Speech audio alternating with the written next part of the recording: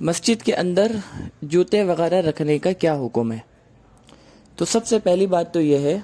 کہ اگر مسجد کی شرعی حدود کے اندر جوتے اور چپل رکھنے کی ضرورت پیش آئے تو ایسی صورت میں چپلوں اور جوتوں کو مسجد کے باہر جھاڑ دیا جائے تاکہ کسی قدر صفائی حاصل ہو جائے۔ پھر اس بات کا مکمل اہتمام کیا جائے کہ جوتے اور چپل مسجد کے فرش پر سیدھے نہ رکھے جائیں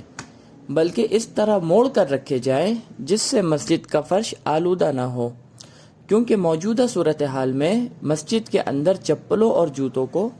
موڑے بغیر سیدھے رکھنا یہ مسجد کے آداب کے خلاف اور مکروہ ہے۔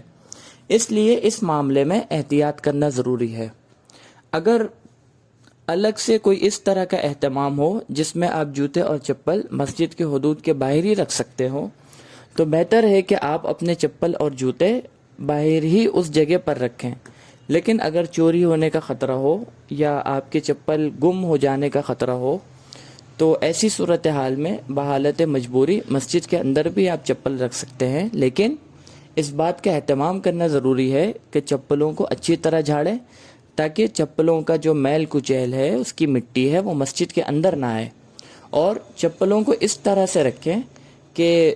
آپ کے چپل سے مسجد آلودہ نہ ہو۔ تو ان دونوں شرائط کے ساتھ مسجد کے اندر چپل رکھنا درست ہوگا۔